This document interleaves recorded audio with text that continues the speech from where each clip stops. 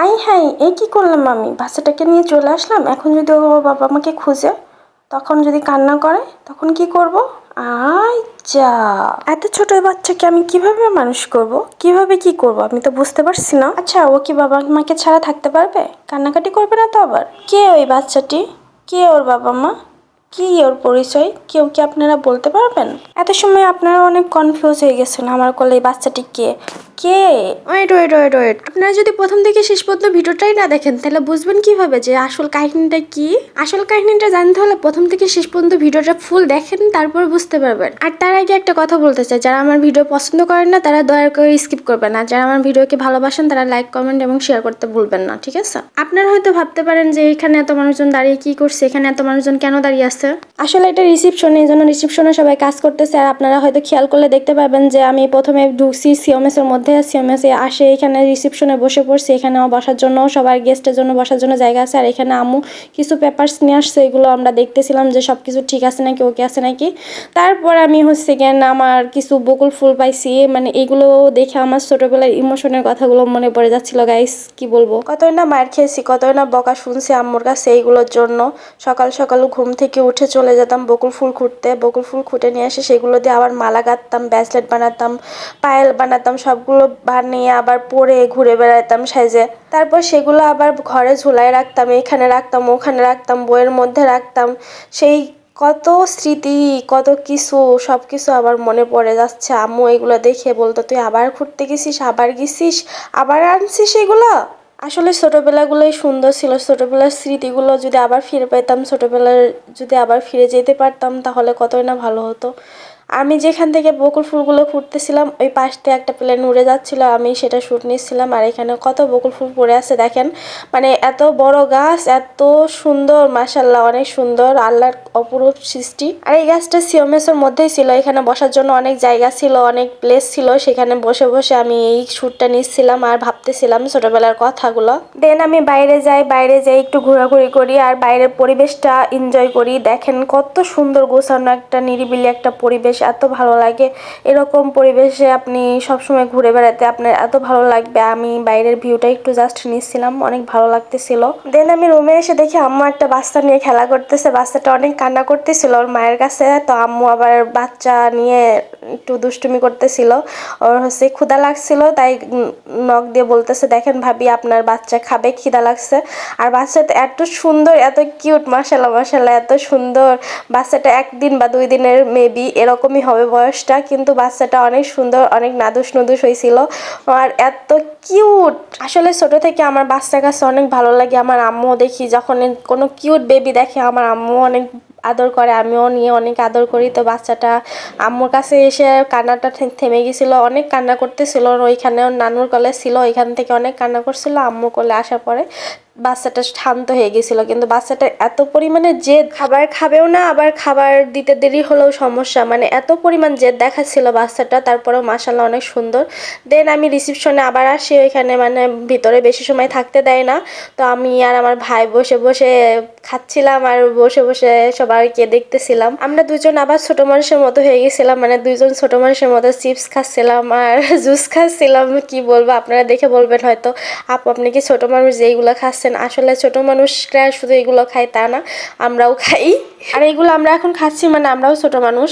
যাই হোক, আমি যশোর আসছি, কেন আসছি আপনাদের সেটা বলা হয় না। আপনারা অনেক আগ্রহ নিয়ে বসে আছেন যে আমি কেন আসছি আপু, কেন আপনি যশোর গেছেন, কেন বললেন না, তো কিছু বললেন না। আমার যশোরে অনেক ফ্যান ফলোয়ার আছে, আমি জানি তারা হয়তো আমার ভিডিওটা দেখবে, তারা অনেকেই ভাববে যে আপু আপনি আসছেন যশোরে আমাদের বললেন না। যাই হোক, তাদের কাছে আমি আগেই ক্ষমা চেয়ে নিচ্ছি। দুঃখের বিষয়, মানে আমি ভিডিও করি এক সময়, আপলোড করি এক সময়। আমার ভিডিওটা আগে আপলোড করা হয়েছে যেটা, সেটা অনেক দিন হয়ে গেছে আর এটা এখন হচ্ছে। যাই হোক, আপনারা কিছু মনে করেন না। আর আমার যশোর আসার একটা রিজন, সেটা হচ্ছে আমার আম্মুকে নিয়ে আসা, আম্মুর ট্রিটমেন্ট করার জন্য নিয়ে আসা। কারণ আম্মু অনেক অসুস্থ, সবাই আমার আম্মুর জন্য দোয়া করবেন যাতে আমার আম্মু খুব তাড়াতাড়ি সুস্থ হয়ে যায়। আর এই কারণে আমাদের যশোর আসা। যশোর এসে দেখি মানে যে কাজের জন্য আমরা আসছি সেই কাজটা তো হলোই না, আরও বিভ্রান্তিতে পড়লাম যশোর আসার পরে। যশোর আসার সময় রাস্তাটা আমার এত জঘন্য লাগছে, জানি না কেন, মানে এত খারাপ রাস্তা, এত উন্নত জেলা, এত উন্নত সব কিছু, কিন্তু রাস্তাটা কেন উন্নত করতে পারে না আপনারা ভালো জানেন। যারা যশোরবাসী আছেন তারা আপনারা এই দিকটা একটু লক্ষ্য করেন। যশোরে আসতে এত পরিমাণে খারাপ রাস্তা যে আমার বলার কিছু নাই। আপনারা আমার থেকে বেটার জানবেন, আপনারা থাকেন, আপনাদের নিজেদের জেলা কতটা ভালো রাস্তা আপনারা খুব ভালো জানবেন। আর এদিকে আমরা কলা খাচ্ছিলাম আর দুষ্টামি করতেছিলাম, দেন আমি একটু বাইরে ঘোরাঘুরি করতেছিলাম, বাইরের পরিবেশটা নিচ্ছিলাম, ভিউটা নিচ্ছিলাম। আর এখানে যশোর আসার পরে আমার মনটা অনেক ভালো ছিল, মানে আমার আম্মুর কাছে আসছিলাম, দেন ইভেন মানে নতুন শহর, নতুন জায়গা, সব কিছু ঘুরে ঘাড়ে দেখতেছিলাম, সব কিছু এত ভালো লাগতেছিল। আর এখানে আমি শ্যুট নিচ্ছিলাম, সেনাবাহিনীরা হেঁটে যাচ্ছে, মানে এইগুলো আমরা মজা করতেছিলাম দুই ভাই বোন মিলে, যার যার কর্মস্থলে সেই ব্যস্ত। দেন আমরা হচ্ছে গিয়ে আবার ব্যাক করি, মানে একদিন মূলত ছিলাম ওইখানে, আমরা একদিন ছিলাম যশোরেতে, কারণ আমরা যে কারণে আসছিলাম সেই কাজটা সফল হয় নাই, এই জন্য আমরা আবার ব্যাক করতেছি আমাদের কুষ্টিয়াতে, আমাদের প্রিয় শহর কুষ্টিয়া জেলাতে চলে যাচ্ছি। আর যাওয়ার সময় কিছু শ্যুট নিচ্ছিলাম যে এগুলো দেখবো আর ভাববো যে আমি যশোর আসছিলাম, যশোরকে অনেক মিস করব, যদিও কোনো কিছু ঘুরে ঘাড়ে দেখা হয় নাই। আমি এখান থেকেই চলে যাচ্ছি, মানে আসছিলামই মূলত সিএমএস থেকে ব্যাক করতেছি আবার। ইনশাল্লাহ সময় পেলে আবার আসবো একদিন, কোনো একদিন যশোরের বুকে, যশোরে দেখতে, সব কিছু ঘুরে ঘাড়ে ওই দিন দেখবো। এমনিতে অনেক শুনছি যে যশোর জেলাটা অনেক সুন্দর, অনেক পরিপাটি, অনেক কিছু আছে দেখার মতো। আমার দেখা হয় না যদিও, তারপরেও ভালো লাগলো, সব কিছু অনেক সুন্দর ছিল, অনেক এনজয় করছি, অনেক মিস করব যশোরকে, অনেক ভালো লাগছে। যশোর সিওমএসে ঢুকতে গেলেও নামতে হবে, বেরোতে গেলেও নামতে হবে। কথাটা এজন্যই বললাম কারণ এখানে সবসময় আর্মি থাকবে, আর্মি পার্সন ছাড়া এখানে আপনারা ঢুকতে পারবেন না। যারা আপনারা আর্মি পার্সন তারাই শুধু যশোরে এই সিওমএসে ঢুকতে পারবেন, ইভেন সব সিওমএসে ঢুকতে পারবেন।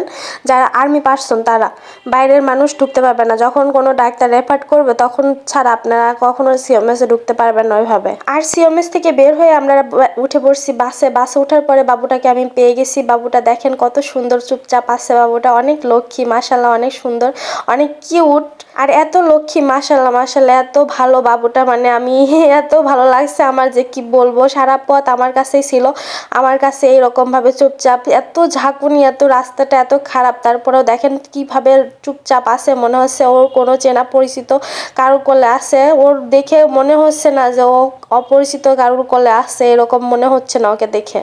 বাবুটার মা সিট পাইছিল না, এই জন্য আমার কোলে দিয়ে রাখছিল যে বাবুটাকে আপনি একটু ধরেন, আমি হচ্ছে কেন দাঁড়িয়ে ওকে নিয়ে হ্যান্ডেল করতে পারতেছি না। আর বাবুটা এত লক্ষ্মীভাবে রয়েছে, আমার কাছে মনে হচ্ছে ওর পরিচিত কেউ। আমি এত সুন্দরভাবে চুপচাপ, দেখেন আমার সাথে কত দুষ্টু মিষ্টিভাবে ভিডিও করতেছে, আমি ভিডিও করতেছি, আমার দিকে এইভাবে ভিডিওর দিকে কিভাবে তাকায় আছে, অনেক লক্ষ্মী মাশাল্লাহ। সবাই ওর জন্য দোয়া করবেন যাতে ও বড় হয়ে ভালো কিছু হতে পারে। আর সবাই ভালো থাকবেন, সুস্থ থাকবেন। ভিডিওটা এমনিতে অনেক বড় হয়ে যাচ্ছে, আর ভিডিওটা বেশি বড় করব না।